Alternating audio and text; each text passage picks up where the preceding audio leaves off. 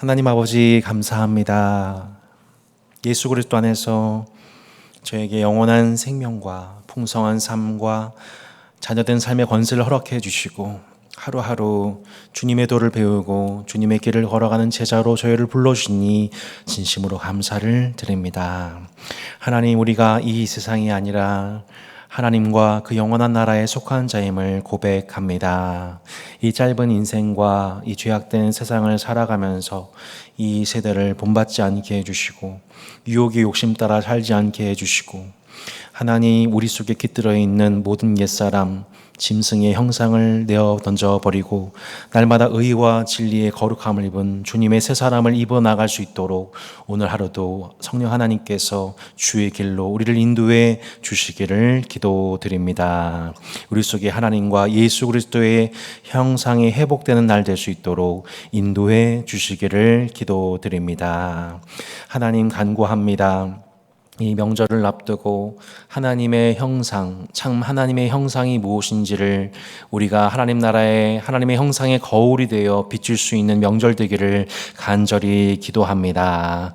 하나님 함께 계셔서 저희를 먼저 구원하시고 그 구원의 빛을 사랑하는 가족들과 친척들에게 그 빛을 비추기 원하신 주님, 오늘 다시 한번 하나님의 말씀과 성령의 빛을 우리 가운데 나타내어 주시기를 기도합니다. 하나님의 성령께서 함께 하심으로 주 예수를 믿으라, 그리하면 너와 내 집이 구원을 얻으리라 말씀하신 하나님의 언약이 각 가정 가운데 임하도록 역사해 주시옵소서.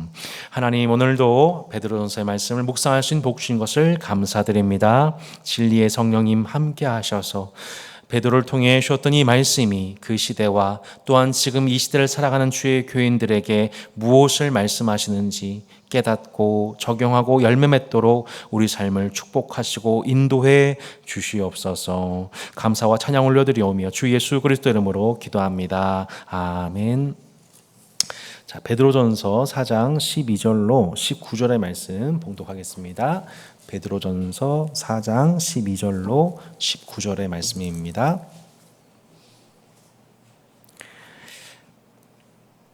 사랑하는 자들아, 너희를 연단하려고 오는 불시험을 이상한 일 당하는 것 같이 이상히 여기지 말고 오히려 너희가 그리스도의 고난에 참여하는 것으로 즐거워하라. 이는 그의 영광을 나타내실 때에 너희로 즐거워하고 기뻐하게 하려 함이라. 너희가 그리스도 이름으로 치욕을 당하면 복 있는 자로다. 영광의 영 곧 하나님의 영이 너희 위에 계심이라. 너희 중에 누구든지 살인이나 도둑질이나 악행이나 남의 일을 간섭한 자로 고난을 받지 말려니와 만일 그리스도인으로 고난을 받으면 부끄러워하지 말고 도리어 그 이름으로 하나님께 영광을 돌리라. 하나님의 집에서 심판을 시작할 때가 되었나니 만일 우리에게 먼저 하면 하나님의 복음을 순종하지 아니한 자들의 그 마지막은 어떠하며 또 의인이 겨우 구원을 받으면 경건하지 아니한 자와 죄인은 어디에 서리요. 그러므로 하나님의 뜻대로 고난을 받는 자들은 또한 선을 행하는 가운데 그 영혼을 미쁘신 창조주께 의탁할지어다. 아멘. 그러므로 하나님의 뜻대로 고난을 받는 자들은 또한 선을 행하는 가운데에 그 영혼을 미쁘신 창조주께 의탁할지어다. 아멘. 베드로전서를 일주일 동안 준비하면서 오늘 좀 직전에 갑자기 이 영화가 좀 번뜩하고 떠올랐어요. 2002년도인가요? 처음 나왔던 영화인데 시리즈로 나왔던 이 영화입니다. 혹시 이 영화 아시나요? 예, 이게 좀 이렇게 모르시는 짓인데 은근 흥행에 성공해서 총 6편까지 1,700만 명에 동원했던 그 가문의 영광 시리즈입니다. 네. 혹시 안 보신 분 추석 연휴 때? 네. 이 가문의 영광 시리즈인데요. 이 가문의 영광에 이게 스토리가 어떤 스토리냐면, 잠깐만, 아까 그 사진 보시면, 이 스토리가 뭐냐면은 그 한 조폭 집안이 이렇게 있는데 그 조폭 집안에 이렇게 엘리트 사위를 이제 데려오게 되면서, 그게 이제 1편이죠. 그리고 2편은 그 조폭 집안이 또 이렇게 검사 그 며느리를 그 집에 이렇게 며느리로 오게 되면서 그 집안에 일어난 재미있는 에피소드 영화예요. 사실 오늘 영화 소개하려는 게 아니고 그 영화를 보면서 이게 시리즈 그 제목이 되게 인상적입니다. 그 가문의 영광인데, 자, 1편이 가문의 영광이고요. 그다음 2편이 뭐냐면, 예, 그다음 거 보실까요? 예. 예, 가문의 위기, 그다음에 가문의 부활, 가문의 순환, 가문의 귀환, 이겁니다. 그래서 처음 봤었을 때 이게 저기 순환이 두 번째인데, 저는 이제 목사니까 아무래도 그죠? 예. 순환이 먼저인데 그다음에 이제 네. 재미없으시군요. 네, 순환, 그 다음에 죽음, 그 다음에 부활, 그 다음에 귀환인데, 말면서 이제 벌써 이제 저는 이제 또 조직 신학적인 사고를 또 한 것이죠. 그런데 보다가 생각해 보니까 저게 틀리지가 않는 거예요. 그렇구나. 영광, 그 다음에 위기, 부활, 그 다음에 순환, 그 다음에 순환이 있구나. 그리고 그 다음에 귀환이 있구나. 그래서 전 첫 번째 봤었을 때는 저 순서 틀렸는데 막 이렇게 목사처럼 생각하다가 이렇게 꼰대처럼 생각하다가 생각해 보니까 부활, 순환, 귀환이 맞네 라는 생각을 하게 되었습니다. 좀 어처구니가 없죠. 예. 이게 오늘 베드로전서를 이해하는데 진짜 중요한 키워드랍니다, 여러분. 네. 순환이 맞네. 예, 이겁니다. 제가 이제 뭘 말씀드리고 싶냐면, 항상 여러분, 우리가 예배 전마다 항상 뭘 암송하죠? 뭘 고백하죠?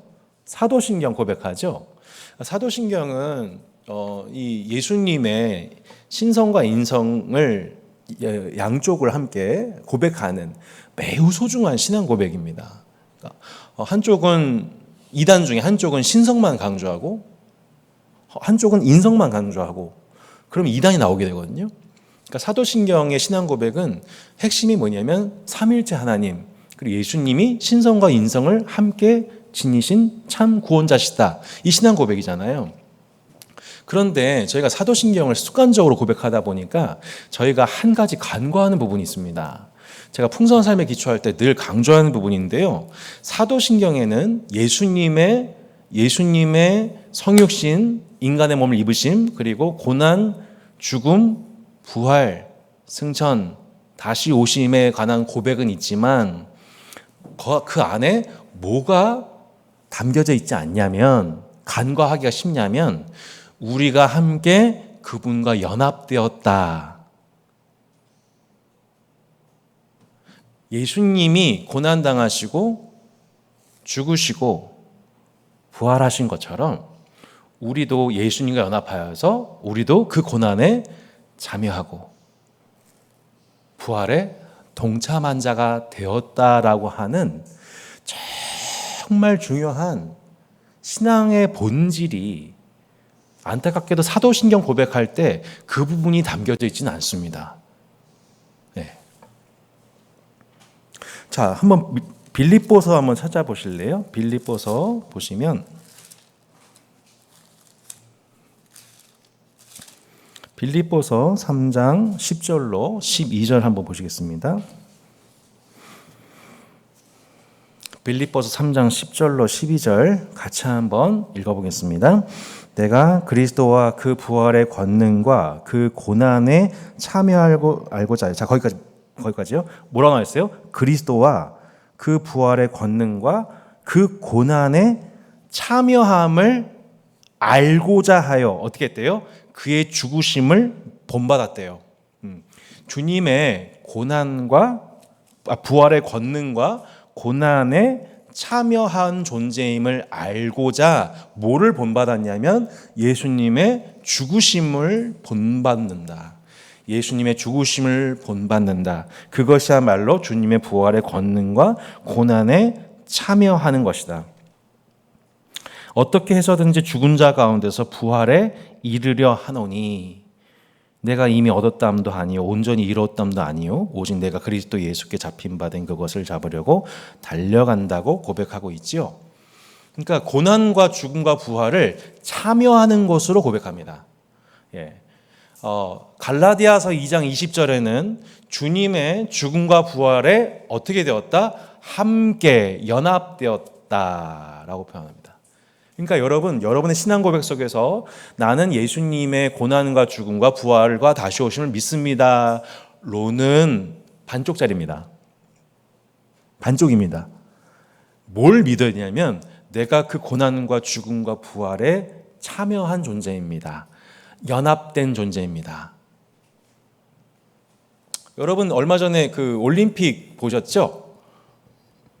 네, 왜 안 보신 척 하세요? 네. 자, 네, 참 이럴 때 참 당황스럽습니다. 네. 금메달 딸 때 좋으셨어요? 안 좋으셨어요? 네, 물론 내일 아니죠? 네, 라고 하지 않죠? 예, 우리나라 선수가 네, 김예지 이렇게 막 그 금메달 따면 막 내일인 것처럼 기뻐하시잖아요. 예. 한류 열풍 불면 막 좋아하시잖아요. 왜 그래요? 내가 그 나라에 속해서 그렇죠. 예. 근데 여러분 좀 극단적인 얘기해 볼까요?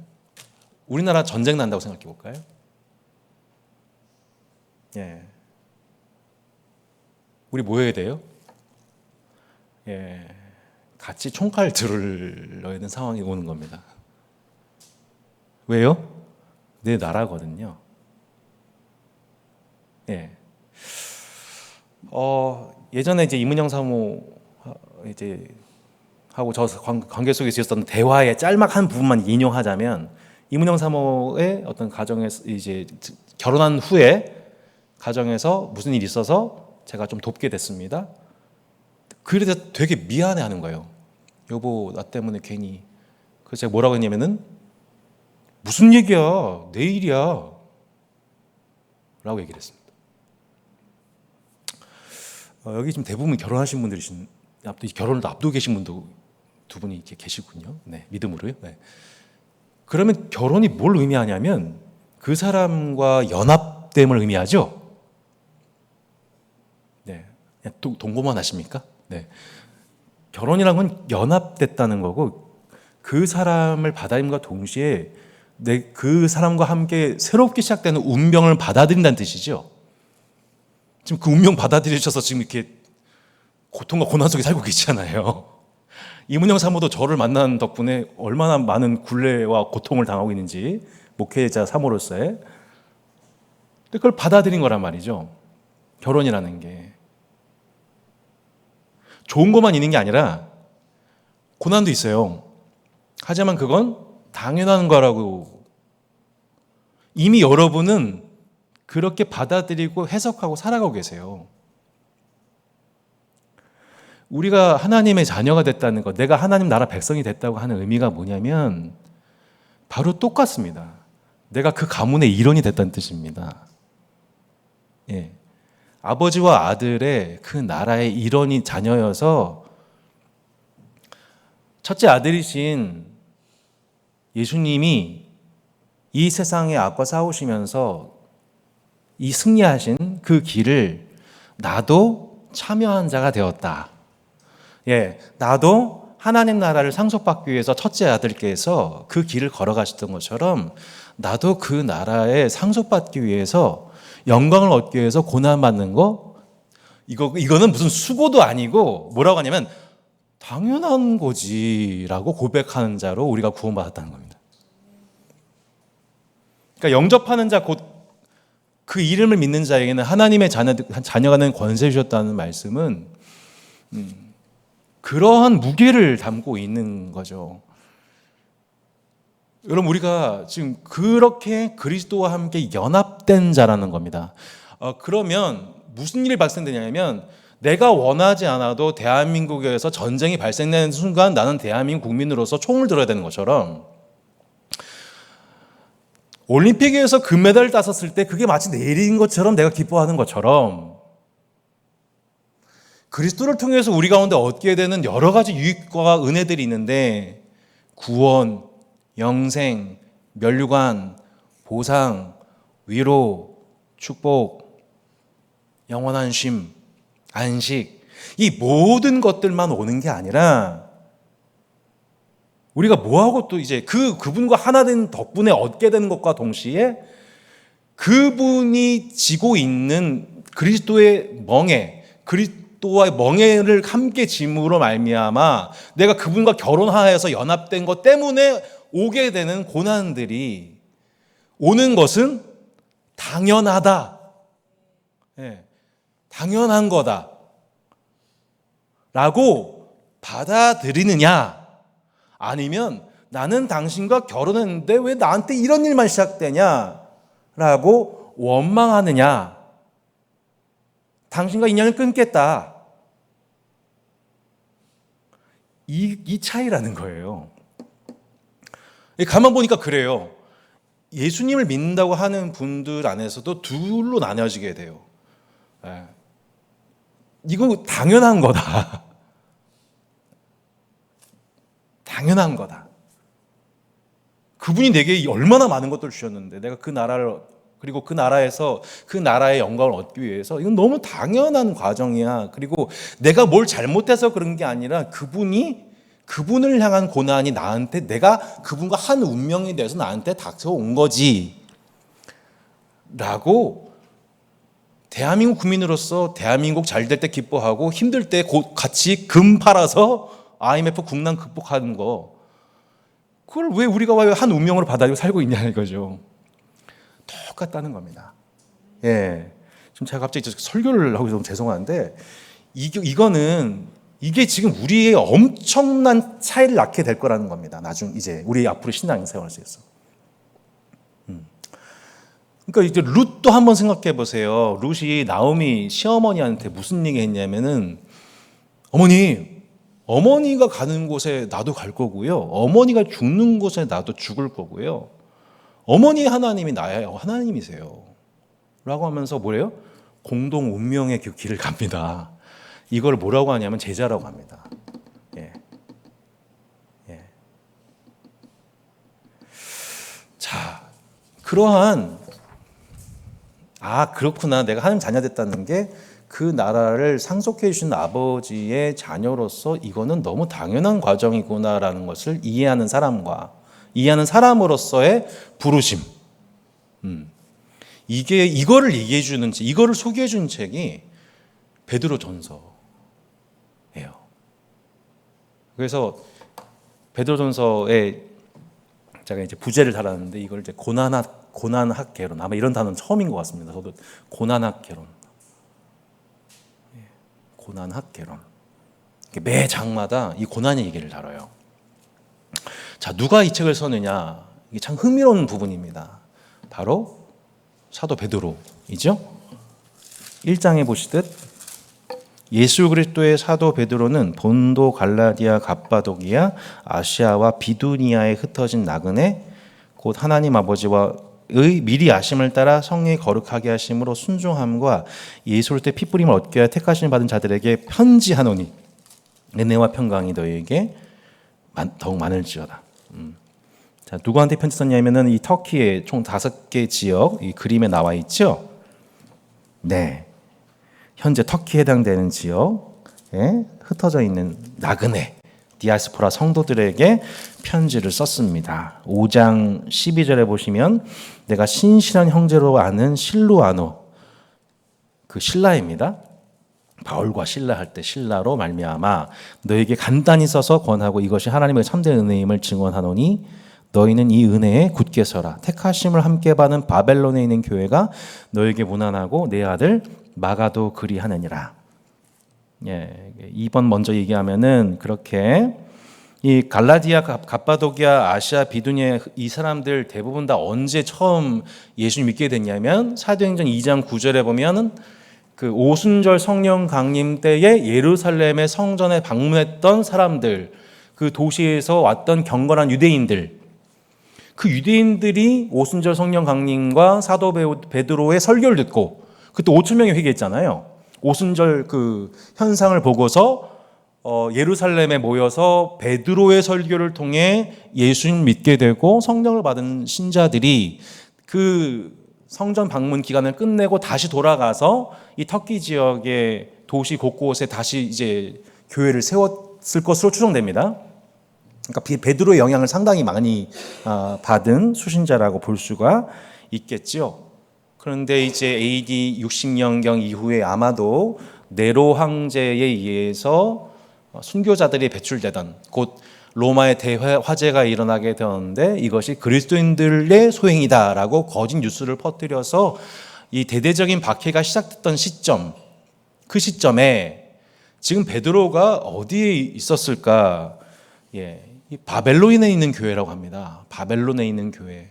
이 바벨론이라고 하는 것이 당시 은어인데 로마입니다. 로마. 그러니까 당시 로마는 초대교회 성도들에게 있어서 바벨론을 연상시키는 곳이었던 거죠. 여러분, 바벨론이 어떤 나라입니까? 이스라엘 백성들이 포로로 유배되었던 곳이죠.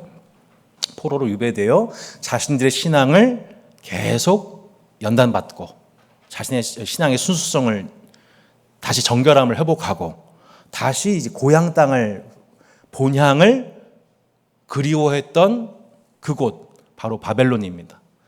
그러니까 베드로와 이 로마 교회, 이게 바벨론 있는 교회라는 걸 로마 교회를 의미할 것 같은데 그 순교회 자신과 가족들, 동료들이 계속해서 로마 제국의 핍박 속에서 순교의 잔을 마시고 있던 그곳에서 자신들이 지금 바벨론에 있는 교회다라고 인식했던 가운데에서 늘 본향을 사모하는 나그네로서 자신들의 삶을 인식했던 바벨론에 있는 교회, 그리고 그 로마에서 베드로의 영적인 아들로서 베드로를 통하여서 복음을 전수받고 마침내 마가 복음을 기록한 내 아들 마가, 그 로마에 있는 베드로와 마가와 바벨론에 있는 교회, 곧 로마에 있는 교회가 이 터키 지역에 있는 지역을 향하여서 핍박받고 있는, 동일한 고난당하고 있는 성도들을 위로하고자 실루아노가 대필하여 쓴 편지가 바로 베드로 전서입니다. 곧 본인은 더 큰 고난을 당하고 있는 가운데에서 비슷한 혹은 그보다 조금은 약한 고난을 당하고 있는 형제들의 고난을 위로하고 그 고난 속에서 계속해서 믿음으로 견뎌나갈 수 있도록 위로해 주는 책, 바로 베드로 전서라고 볼 수가 있겠습니다. 조금 순서 바꿔서 말씀드리자면 베드로 전서, 베드로 후서, 베드로가 두 권의 책을 썼지요. 그러니까 베드로 전서는 총 5장으로 되어 있는데 그 목적 자체가, 포커싱 자체가 외부로부터의 고난입니다. 외부로부터 고난, 불시험이 올 때에 이것을 이상히 여기지 말아라. 너희는 진짜 복된 자다. 팔복과도 같이 의를 의하여 박해받는 자는 복이 있다. 그리스도로 인해서 치욕받는 자는 복이 있다. 예수님의 말씀을 인용하여서 위로하는 책이 베드로 전서라면 베드로 후서는 총 3장짜리인데 내부로부터의 시험입니다. 무엇입니까? 거짓 교사들의, 불법을 행하는 자들의 출현입니다. 그 내부적으로 탐욕과 불법을 행하면서 성도들에게 말씀을 가르치고 있는 교사들이 대거 출현하여 교회를 내부적으로 혼란케 하고 있는, 어떤 상황이라고 비유해야 될까요? 신천지급의 사람이 지역교회 대한예수교 장로회 합동 측의 담임 목사가 되어가지고 말씀을 가르치고 있다? 이렇게 해석을 해야 될까요? 요즘 여러분 좀 끔찍합니다. 신천지가 얼마나 연기를 지독하게 하는지, 여러분 그 묘략이 얼마나 대단한지. 신천지 위장교회 팻말 있잖아요. 요즘에 신천지 위장교회 팻말을 문 밖에 붙여놓잖아요. 신천지인 거예요. 이해가 되세요? 그 마크는 누가 보통 써요? 정동교회에서 신천지 오지 말라고 쓰는 거란 말이에요. 근데 신천지는 그것도 다 써가지고 속인다는 거예요. 이런 세상입니다. 지금 베드로가 처해 있는 당시 시대만 심각한 게 아니라 그렇게 거짓 교사들이 곳곳에서 활개치는 것은 예나 지금이나 다를 것이 하나도 없습니다. 그래서 베드로전서에서는 이렇게 고난이 어떤 의미가 있는 것이냐, 고난의 소망을 16번에 걸쳐서 얘기하는 책이 베드로전서고, 베드로 후서는 16번에 걸쳐서 이단을 분별한 지식이 필요하다는 걸 강조한 책이에요. 가장 많이 나오는 편이 뭐예요? 지식. 글을 아는 지식. 그러니까 우리에게 두 가지가 필요한 거죠. 고난에 대한 해석, 성경적 해석. 나한테 고난이 올 때 이걸 이상하게 여기고 왜 내가 하나님 백성인데 왜 이렇게 고난이 와? 라고 너무 순진한 얘기 하지 말고 이제 좀 장성한 자답게 그리스도의 제자답게 이건 나라 전쟁 터지면 총칼 드는 거 당연하듯이 나한테 고난이 왔었을 때 그걸 너무 이상하게 막 순진하게 생각하지 말고 이거 그럴 수 있어. 이게 뭔가 역적 정쟁이 또 있나 보다. 하나님 나라가 지금 사단의 나라와 전쟁 중이구나. 기도해야겠다. 맞서 싸워야겠다. 정신 차려야겠다.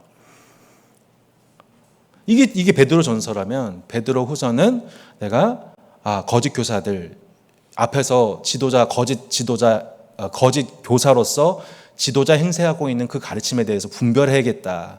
유튜브에서 떠도는 목사님들의 어떤 영상 설교 이렇게 들으면 다 그게 진짜라고 여러분 제발 속지 마십시오.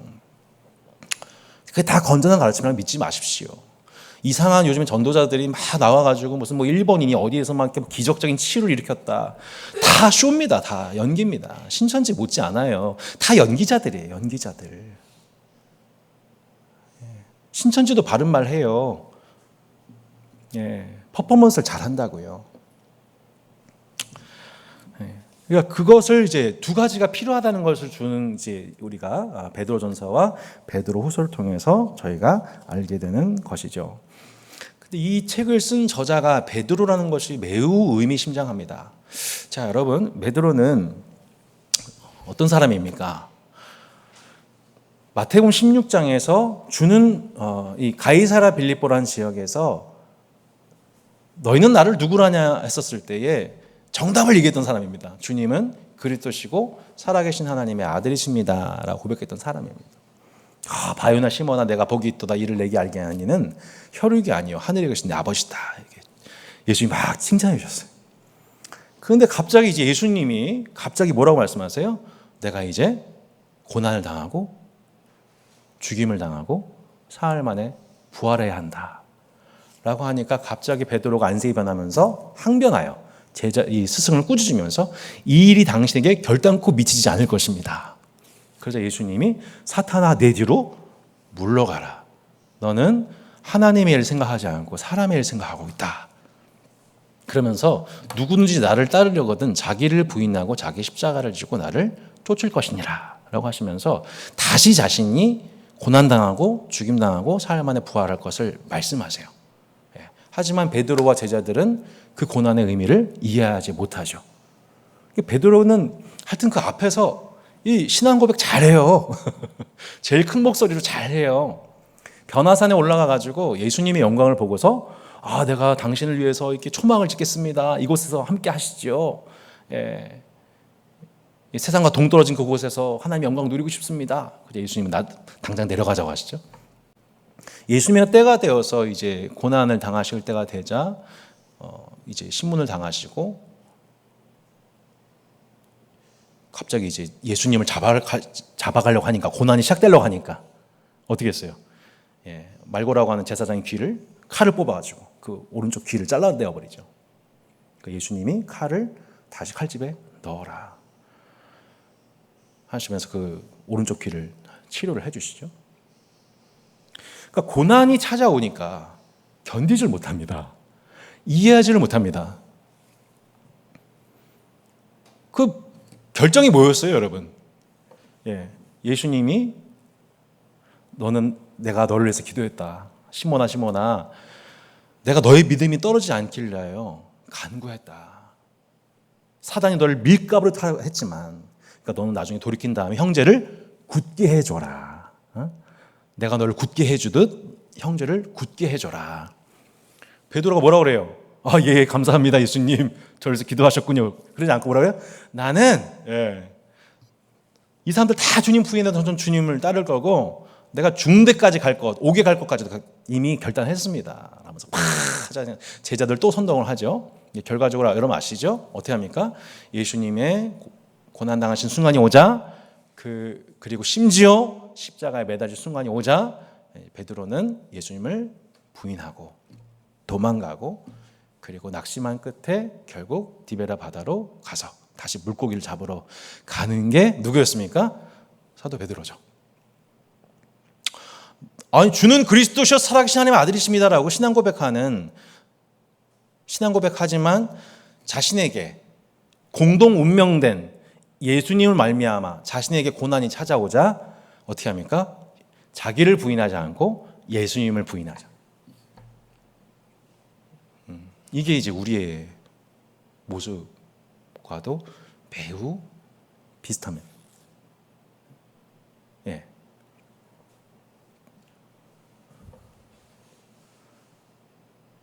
내게 고난이 찾아왔을 때 여러분 그걸 이상히 여기지 않고 여러분 기쁘게 여기고 계신가요? 아니면 내가 왜 하나님 백성인데 왜 또 나한테 이런 고난을 하나님 주셔요? 그러면서 하나님 원망 금방 하시나요? 예. 이제 그게 이제 바로 베드로였다는 것이죠. 그런데 여러분 그 베드로가 그 예수님의 고난과 죽음과 부활에 참여함을 모르고 예수를 믿었던 그것이 예수님 부활 전에 베드로였다면 놀랍게도 베드로는 그 후에 예수님의 고난과 죽음과 부활에 참여하는 베드로가 됩니다. 예, 사도행전 1장, 누가복음 24장에 보면은 예수님이 모든 선지자의 글이 자신에게 응한 것이다라고 해석해 주신 후에 그들의 영안이 밝아지게 되죠. 그리고 사도행전 1장 이후에 그들이 오순절 성령 강림을 받게 되고 베드로가 오순절 성령 강림의 의미가 무엇인지를 다윗과 요엘 등 시편의 말씀을 다 인용해서 예수님이 가르쳐주신 그 모든 가르침이 응했습니다. 예수님은 고난과 죽음에서 승리하신 하나님의 아들이십니다. 라고 고난과 죽임 당하신 예수 그리스도를 증언하는 설교자로 베드로가 일어서게 돼요. 이 일은 결단코 당신에게 미치지 않을 거예요. 하나님께 무슨 고난과 죽음이에요? 예수 믿는 자에게는 다 승리할 뿐이지. 라고 생각했던 베드로가 이 고난학개론을 이해하게 된 거죠. 아, 그렇구나. 그게 아니구나. 고난과 죽음 그리고 부활과 영광이 있는 것이구나라는 것을 베드로의 신학이 그때서야 완성이 됩니다. 사도신경 고백하시는 것만으로는 부족합니다. 그 예수님의 고난과 죽음과 부활과 승천의 그 복음의 영광을 입으로 그냥 예배 때 고백하는 것으로는 매우 불충분합니다. 여러분이 그 고난과 죽음과 부활에 참여한 자로 부름받았다는 것을 이해하고 그 신학적으로 이해하고 실제 신앙으로 삶으로 부딪히는 것이 중요합니다.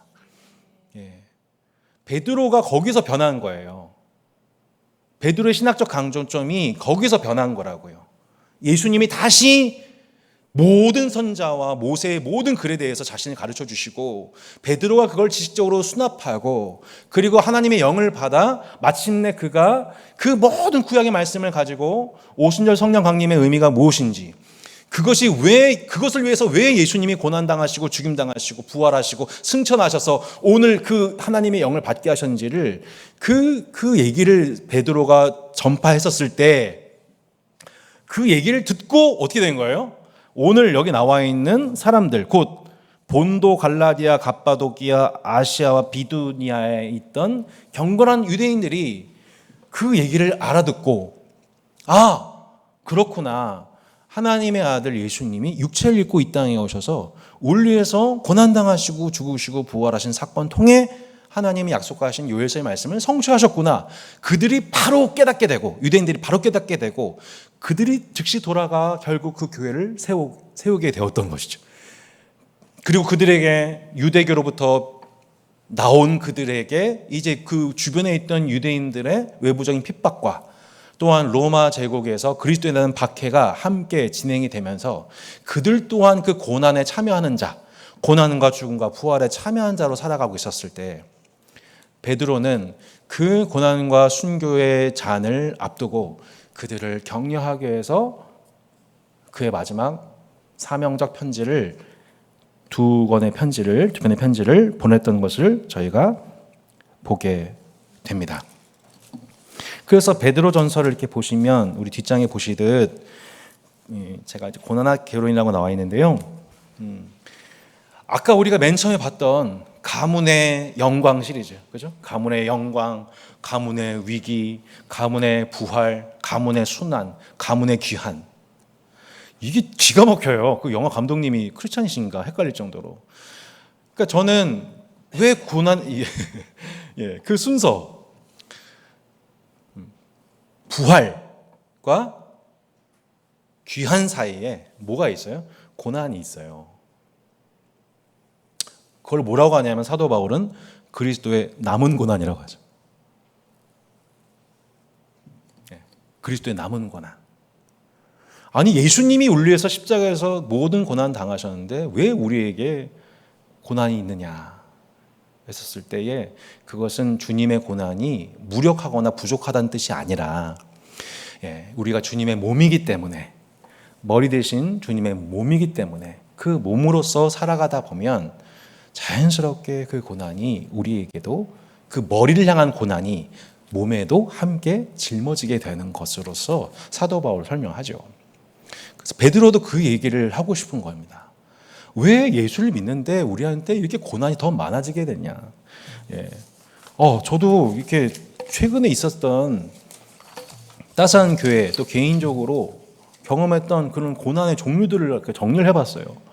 생각해보니까 너무 많은 거예요. 뭐 이렇게 부부 문제, 자녀 문제, 영적 침체, 경제 문제, 이단 문제, 관계 문제, 건강 문제, 가족 문제. 막 이게, 예, 한꺼번에 시간이 가면 갈수록, 물론 이것은 우리가 인생 살면서 자동적으로 업데이트되는 수준 그런 것도 있지만, 그리스도인이기 때문에 내가 그리스도와 멍에를 함께 맨 후로부터 생겨나는 여러 가지 영적인 고난들, 그렇게 살지 않아도 되는데 내가 그리스도를 믿기 때문에 내가 당해야 하는 심적인 피곤함, 공격, 짊어짐, 피곤함, 물질적인 어려움, 건강상의 어려움, 이런 것들이 너무 많고 이것들이 이제 한꺼번에 막 오는 거예요. 예.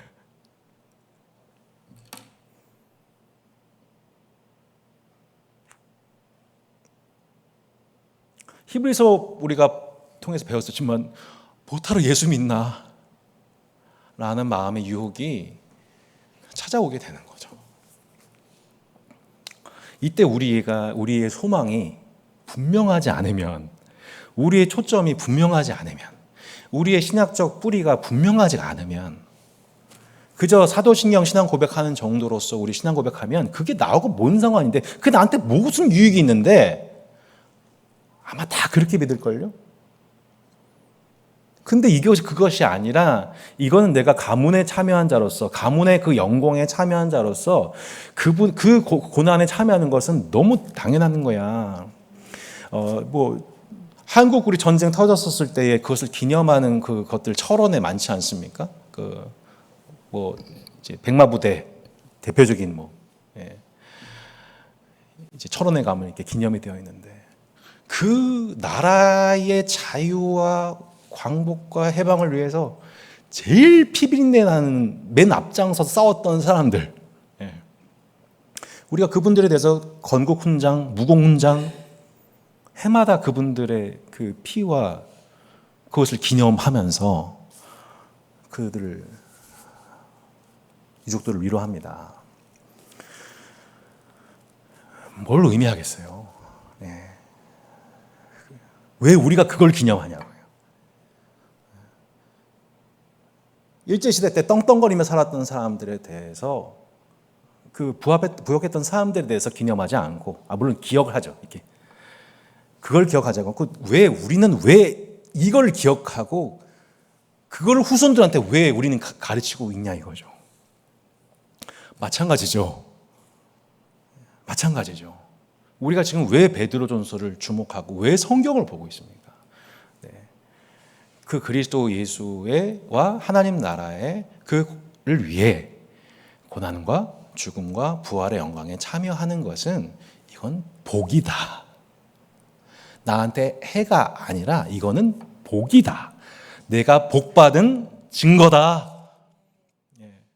이거가 우리 가운데 분명해지게 되면 우리 다가오게 되는 불시험을 이상하게 여기지 않게 되고, 이거는 내가 그리스도와 연합된 일로서 너무 당연한 거야. 힘드네? 너도 힘들지? 나도 힘들다. 하지만 우리 이겨내자. 의 방향으로 살게 되는 거죠. 예. 너 복 있어. 넌 진짜 복 있는 사람이야. 라고 응원하게 되는 거죠. 예. 그게 이제 베드로 전서예요. 그래서 1장 이렇게 보시면 1장 6절에도 보시듯, 그러므로 너희가 이제 여러 가지 시험으로 말미암아 잠깐 근심하게 되지 않을 수 없으나 오히려 크게 기뻐한도다. 너희 믿음의 확실함은 불로 연단해도 없어질 금보다 더 귀하여 예수 그리스도께서 나타나실 때에 칭찬과 영광과 존귀를 얻게 할 것이다. 예수 그리스도의 나타나실 때라고 얘기하고 있죠. 13절, 그러므로 너희 마음에 허리를 동이고 근신하여 예수 그리스도께서 나타나실 때 너희에게 가져다 주실 은혜를 온전히 바랄지어다. 아멘. 1장에서 그렇게 주님의 재림 때에 우리가 받게 될 가문의 영광,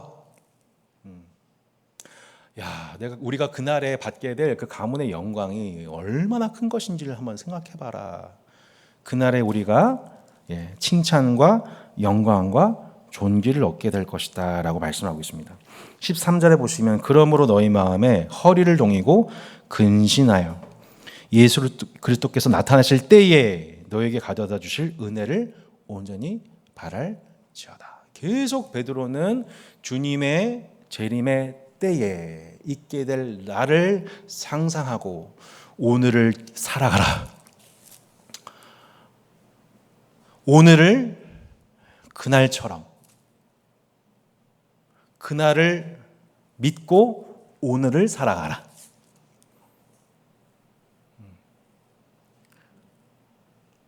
우리는 그러니까 결국 그날 믿고 오늘 살아가는 사람들이죠. 그날 믿고, 만약에 여러분 그날이 없다면 우리의 믿음도 소망도 사랑도 헛것입니다.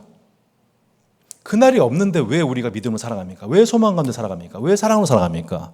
내 마음대로 하죠. 할 수 있을 때 즐기고 죽죠. 저만 해도 그럴 겁니다. 제가 왜 지금 수요 복음 마침 여러분 붙들고 이 시간 이것을 위해서 지금 열몇 시간 투자해서 죄송합니다. 여러분, 저 만약에 그 날이 없으면 저는 목사를 하지 않을 뿐더러 여러분도 만나지 않을 것입니다. 충격적이십니까, 여러분? 진심입니다. 전 지금 아마 뉴욕, 파리, 동경 곳곳을 이렇게 다니면서 이렇게 솔로의 삶을 막 누릴 것입니다. 웃지 않으시니까 참 이렇게 분위기가 묘해지는데요. 못하러 우리가 이러고 왜 이걸 뭐하고 우리가 지금 왜 이러고 있느냐 이거예요. 저도 목사로서 때로 속상해요. 또 속상할 때 많아요. 인간적으로. 이게 뭐 하는 거지 이게? 이게 주말 다 반납하고 이게 15년째 이게 뭐 하는 거지 이게? 하율이 하락 가끔씩 비행기 얘기하고 해외 여행 갔다 온 애들 얘기하고 그러면 마음, 물론 다행히 인도네시아 가네요. 다행히 정말 다행이에요. 비전트 그렇게 듣고 이렇게 이거 사고 싶은데 못 사고 이렇게 한번 하고 그렇게 할 때 이게 뒤늦게 이게 밀려든 현타 같은 거, 이게 좀 뭐 하는 거지? 이상히 여기게 되는 거죠. 근데 그걸 이상히 여길 게 아니고 애초부터 바라봤던 거, 부부가 처음부터 바라봤던 거는 그날이었거든요. 그날 바라고 살자라고 결혼했던 거였단 말이죠. 근데 이제 시간 가다 보니까 자꾸 그날 까먹는 거죠. 그러니까 오늘을 그날처럼 못 사는 거죠. 그냥 눈에 보이는 대로 사는 거죠. 그리고 옛날 부러워하면 사는 거죠. 그게 여러분 바로 그 갑바도기아 및 그 터키 지역에 있었던 성도들의 들어온 확심정이었던 거예요. 지금 우리 그리스도인들한테 그 심정이 확 들어온 거란 거니까요. 차라리 그냥 돌아갈래. 세상 사람들처럼 살래. 대한민국 시민처럼 행복하면 좋겠어. 그들이 더 부러워 보여라고 자꾸 우리가 이거를 느끼게 되는 거예요. 근데 누가 그랬어요, 여러분? 이스라엘 백성들이 그랬어요. 이스라엘 백성들이 출애굽하자마자 그랬어요. 출애굽하자마자 애굽으로 돌아갈래. 거기서 부추랑 마늘이랑 양파랑 잡채는 없었어요. 그 삼겹살이랑 막 이런 거 이렇게 같이 구워 먹을 때 그때 맛있었어. 그때 맛집 맛있었어. 거기 거기 애굽 맛집 거기 하면서 막 왜 우리를 불러내가지고 막 하면서 막 모세 원망하고 울고불고 막 난리쳤다니까요. 그게 이스라엘이었어요. 그래서 이 베드로가 우리의 정체성을 딱 이렇게 비유하는 거예요. 허리를 동이고 근신해라. 허리를 동이라는 표현이 뭐냐면 출애굽기 12장 11절에 보면 허리에 띠를 띠고 발에 신을 신고 손에 지팡이를 잡고 급히 먹어라. 그러니까 무슨 언어예요? 이게 출애굽 용어예요. 허리를 동인다. 예. 출애굽 용어예요. 무교절 직전에 이제 그러니까 그 유월절 때 무교절 할 직전에 허리를 동이고 빨리 먹고 나갈 준비해라. 이 얘기 좀 하고 있는 거죠. 너희들 세상에서 빨리 나와야 돼. 너 나온 존재들이야. 그 다음 무슨 얘기예요? 13절에 오직 너희를 부르신 자처럼 너희도 모든 행실에 거룩한 자가 되라. 이건 무슨 용어예요? 레위기 용어잖아요. 내가 거룩하니 너희도 거룩하라. 지금 우리의 존재가 바로 출애굽한 이스라엘 백성들이라고 얘기를 하고 있는 거죠. 그 출애굽한 이스라엘 백성들한테 하나님이 뭘 요구하셨어요? 22절이잖아요. 너희가 진리를 순종함으로 너희 영혼을 깨끗하게 하여 거짓이 없이 형제를 사랑하기 이르렀으니 마음으로 뜨겁게 서로 사랑하라. 네, 사랑하라. 하나님을 사랑하고 이웃을 내 몸처럼 사랑하는 것. 출애굽기 얘기죠. 십계명 얘기잖아요.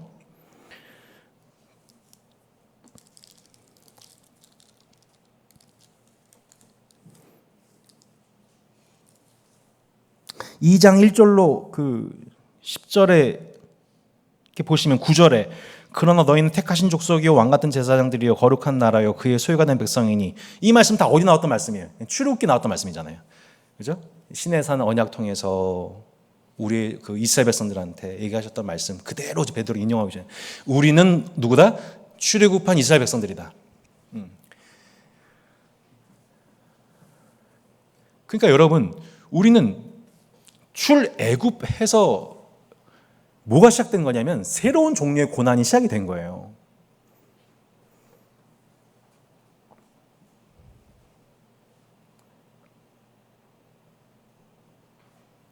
우리가 만약에 애굽에 있었으면 근데 생각해 보세요. 이스라엘 백성들이 애굽에서 제발 좀 건져달라고 이 세상에 좀 나가게 해달라고 기도했잖아요. 그러니까 하나님 모세 보내셨잖아요. 그죠? 나오고 나서 새로운 종류의 고난이 오게 되니까 다시 옛날을 그리워하는 이스라엘 백성과 우리가 똑같죠.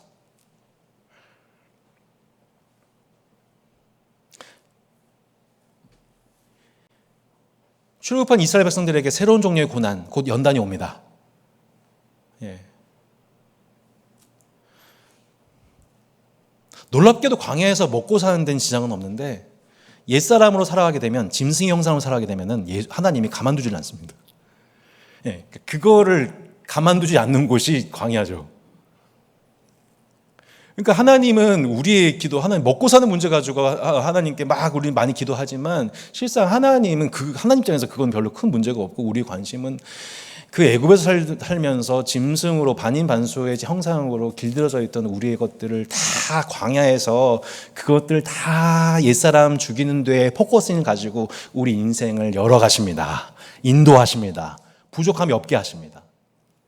그 목적 속에 우리를 하나님께서 인도하셔서 우리에게 찾아오는 광야에서의 그런 시험들은 마치 바벨론에서 그들의 신앙이 재련됨과도 같이 하나님은 그 분명한 목적 속에 우리 광야에서 우리 옛사람을 벗어던지게 하시고 날마다 새 사람 입게 하시는 여정으로 우리를 인도하셨고 그것이 우리에게 주어진 새로운 종류의 고난이라는 것입니다. 그러니까 새로운 종류의 고난이라는 표현을 좀 기억하시면 좋을 것 같아요. 나는 지금 새로운 종류의 고난을 받아들인 존재인 거구나. 예, 목적이 있어서. 하나님의 형상을 온전히 회복하기 위해서 지금 내 삶 속에 새로운 종류의 고난이 시작됐고 내한테 위로가 되는 것은 뭐냐면은 놀랍게도 하나님의 아들이신 예수님이 그 길을 제일 먼저 앞장서셨구나. 예. 그리고 나와 끝까지 함께 하시는구나. 감당할 수 있게 하시는구나. 그리고 나뿐만 아니라 모든 주님의 백성들을 끝까지 인도하시는구나. 이 세상이 주지 못할, 이해하지 못할 안정감 속에서, 이 절대적인 평강 속에서 그들은 그들에게 주어져 있는 외부적인 시험과 고난에 대해서 점점 이상하게 여기지 않는, 매일매일 나는 그 복을 받은 자이고 그 복을 받기 위해 그 고난에 참여하고 있구나라고 그들의 일상을 해석하면서 매일매일 버텨갈 수 있었던 거죠. 예. 그리고 서로를 위로할 수 있었던 거죠. 당신 참 복이 있습니다. 오늘도 주님이 우리 당신과 함께 하십니다. 라고 손 꼭 붙잡고 눈물을 흘리며 기도했겠죠. 이게 당시 갑바도기아 그 지역에, 터키 지역에 있는 성도들이, 초대교회 성도들이 살아가던 매일매일에 마주했던 고난과 위로의 일상이었던 겁니다.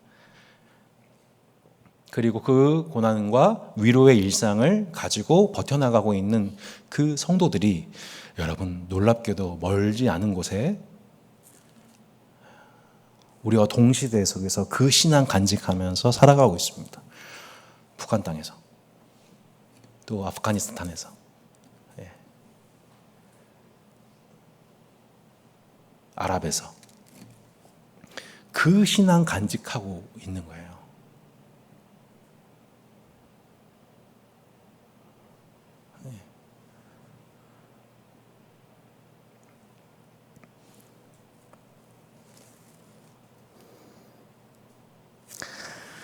네. 그렇게 조금 더 볼까요? 베드로 전서 계속 그 내용은 결국 오늘 다 보진 못하지만 고난에 대해서, 고난은 끝나지 않는 영광에 대해서 얘기하고 있습니다. 예수님이 어떻게 그 고난과 영광의 주가 되셨는지 조금 더 볼까요? 2장 23절 보시면, 21절 보시면, 죄송해요. 더 볼게요. 18절부터 보세요. 사환들아, 범사의 두려움으로 주인들에게 순종하고 선하고 관용한 자들에게만 아니라 또한 까다로운 자들에게도 그러하되. 까다로운 자들. 이게 제가 뒤에 주석 달아놨지만 까다롭다는 게 무슨 뜻이냐면은 굽었다, 삐뚤어져 있다, 엄하다. 우리 마음 되게 불편함을 주는 사람들이죠. 이런 사람들을 대할, 이게 이것도 하나님이 주시는 은총임을 믿고 이 사람들에 대해서 어떻게 하라고 나와 있습니까? 순종하고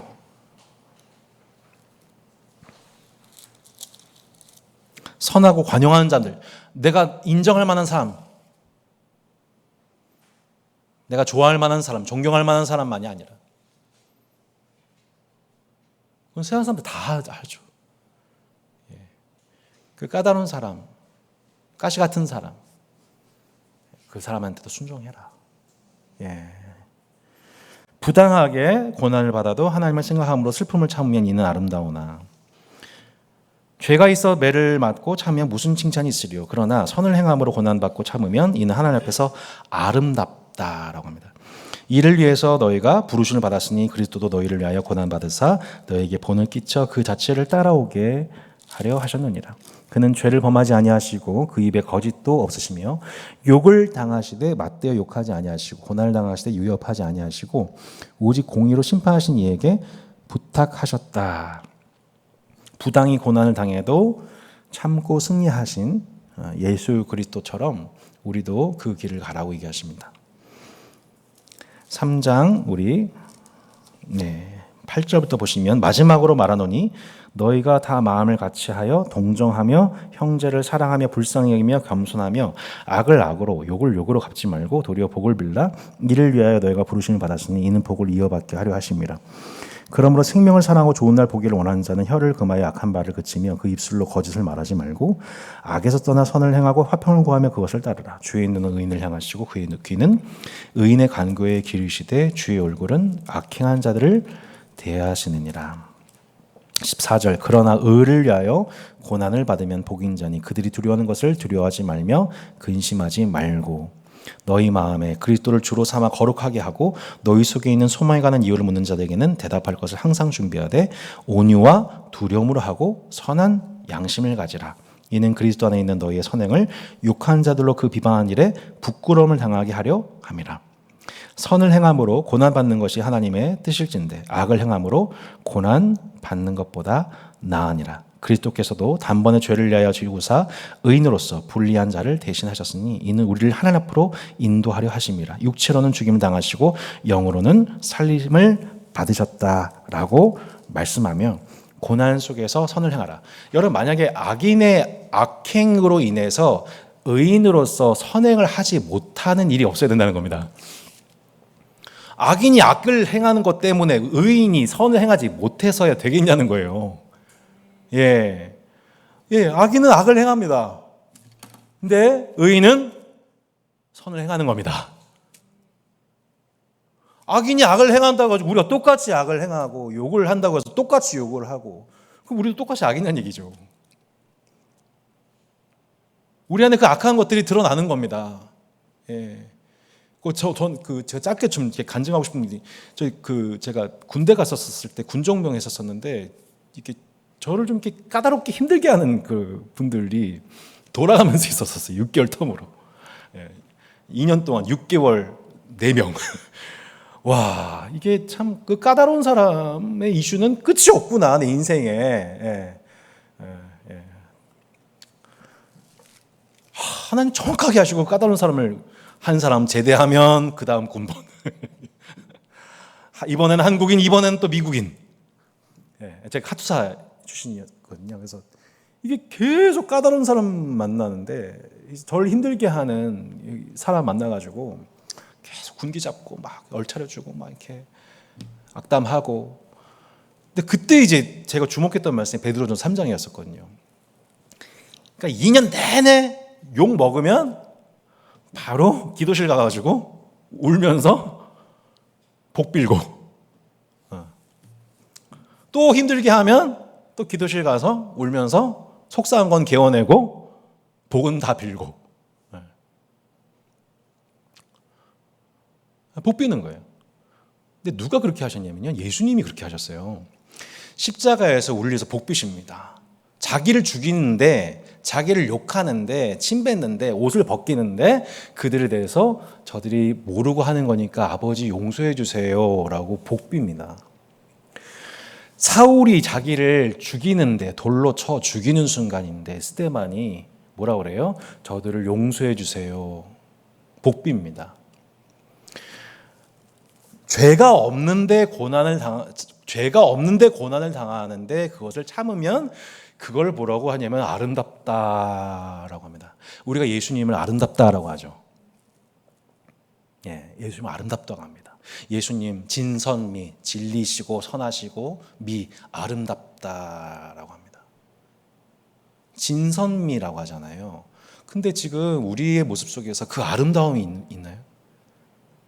저 사람 참 진리를 사랑한다, 저 사람 참 선하다, 근데 아름답다. 여러분, 그게 여러분 우리의 형상 속에서 드러나고 있나요? 지금 우리 가족들이, 우리 동역자들이 저 사람 참 아름답다. 그 아름다움이 여러분 어디서 나오는 것입니까? 예수님의 그 아름다우심, 하나님의 형상의 아름다우심이 여러분 어디서 나오는 것입니까?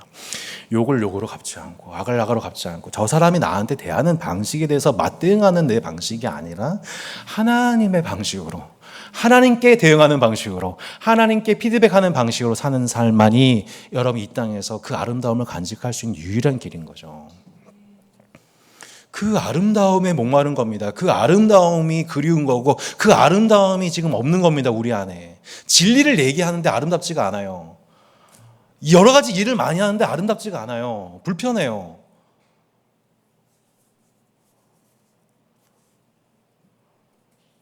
예수 믿는 사람들이 더 탐욕적이고 더 이기적이고 더 말은 잘하는데 아름답지가 않아요.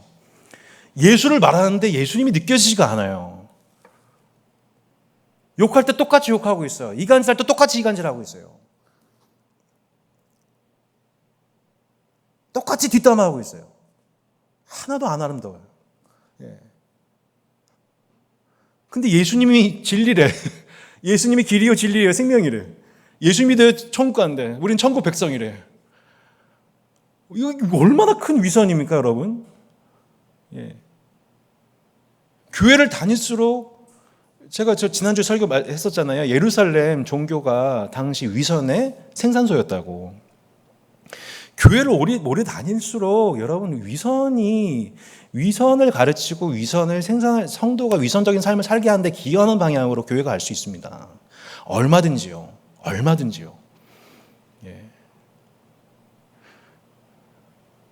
우리가 신앙생활을 하면 할수록 여러분 우리가 그 예수 그리스도를 닮아 그분의 아름다우심이 그 예수님의 아름다우심이 생각나는 삶의 향기가 우리 통해서 나타나지가 않는다면 아마 주위에 있는 가족과 친지들과 이웃들이 여러분 통해서 아마 판단하게 될 겁니다. 똑같구나. 나 불교 갈래. 차라리 그냥 천주교 갈래. 그럴 겁니다. 네.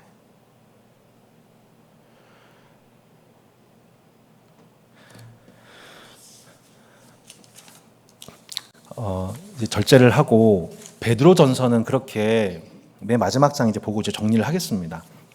베드로전서는 우리가 단순히 예수를 믿는 것을 넘어 예수님을 본받아야 된다고 합니다.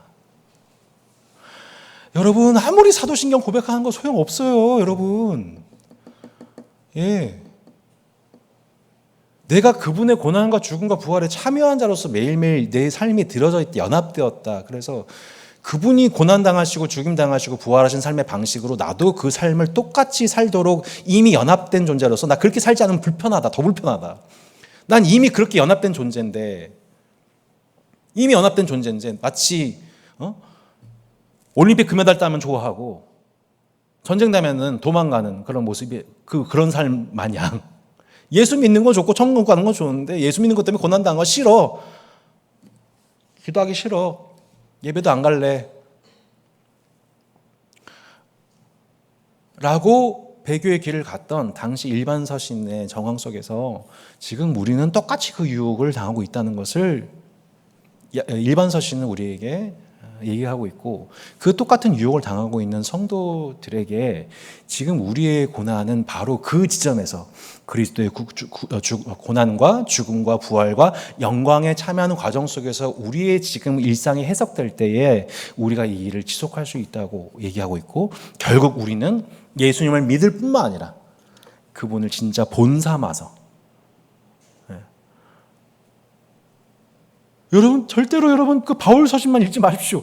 제발 복음서를 보십시오. 복음서. 여러분 믿는다고 고백하시는 여러분 구주라고 주님으로 고백하시는 예수님이 어떻게 삶을 사셨고 어떻게 고난에 참여하시고 부활의 영광에 참여하셔서 이 세상으로 하여금 예수는 하나님이다. 예수는 주다라고 인정받게 되셨는지. 우리의 삶이 그렇게 하나님 알지 못하는 자들로 너희를 보니 예수가 하나님이 맞구나. 너도 하나님 백성이구나 라고 일컬음 받는 실제적인 삶 속에서의 그 예수 그리스도의 본을 받아 그 본받은 자로 살아가는 성도들이 출현하게 되면 그때 비로소 사람들이 그 빛을 보고 사람들이 하나님께 영광을 돌리게 되기 시작하는 거죠. 사람들은 악을 행하는데 우리는 선을 행해요. 지속해요.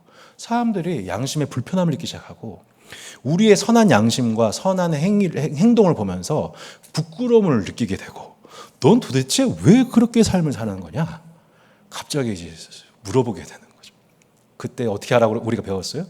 우리가 대답할 것을 준비하되 온유함과 두려움으로 하고 우리 안에 선한 양심을 가지라. 풍삼기 때 다 배웠던 것도 여러분 그거 하라고 우리 세상에 남겨두신 거예요.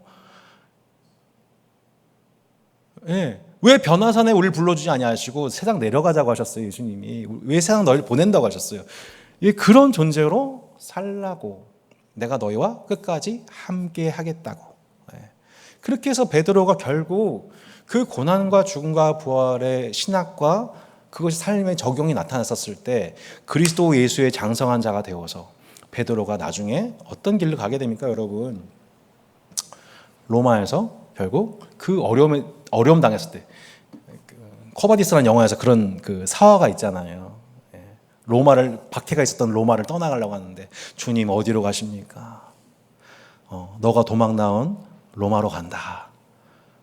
그러니까 베드로가 그 음성 듣고서 다시 로마로 가서 결국 순교를 당하게 되는데 내가 어떻게 주님과 같이 똑같이 매달려 죽을 수 있겠습니까? 저를 거꾸로 매달으십시오. 그 고난과 죽음과 부활에 참여한 자로서 이렇게 성도가 멋지게 예수를 본받을 수 있다는 본이 된 거죠.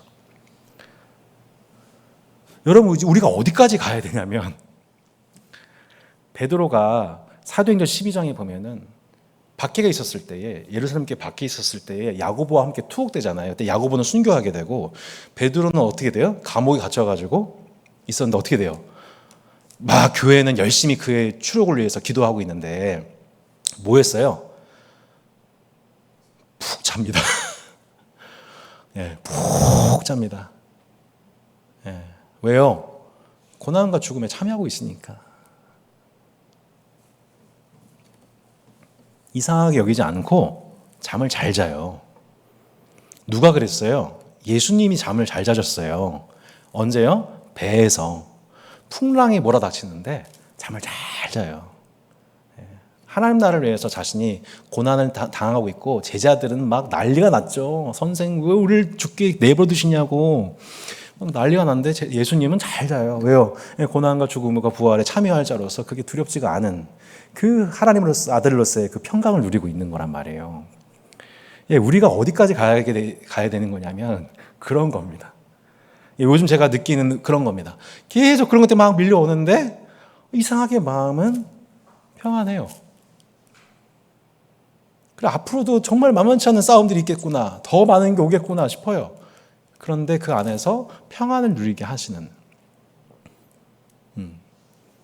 이 과정은 내 인생을 향한 공격을 넘어 그리스도에 대한 공격이며 나는 그것에 함께 참여하고 있는 군사 중에 한 사람일 뿐이다. 그 안정감 속, 이 배에는 지금 예수님이 함께 타고 계시다. 예수님이 선장이 되셔서 이 항해에는 아무런 부족함이 없다. 그 제자 공동체는 계속 그거를 학습하는 곳이었던 겁니다. 교회는 계속 문제는 계속 일어나게 되는데 풍랑이 일어나고 있는데 예수님은 잠들어 계시고 잠들어 계신 예수님 보면서 흔들어 깨우는데 예수님 원망하는 게 아니라 예전에 예수님 원망했다면 이제는 뭐라고 하면 좋을까요? 예수님 좀 잠 더 주무시 냈더 괜찮아 적절한 표현인가요? 그렇게 그 제자 공동체가 주님의 존재와 임재로 인해서 그 공동체가 평강을 누리게 되는 그거 배워가는 게 결국 고난학개론의 결론이 되겠죠. 너희가 환난을 당하나 담대하라 내가 세상을 이겼다. 너희로 내 안에서 평안을 누리게 하려 함이다 라고 하는 말씀이 실제 우리 삶 속에서 계속 적용이 되면서 고난학개론에 대해서 점점 성적이 높아지는 거예요. 예전에는 C, B 막 이랬는데 이제 어느덧 막 A 뿔 막 따기 시작하면서 나머지 내용들은 우리 다다음 주 우리 베드로후서 하면서 조금 더 첨가해서 함께 나누도록 하겠습니다. 그렇게 우리가 가문의 영광의 부름을 받았습니다. 우리가 하나님을 섬기는 자녀들로서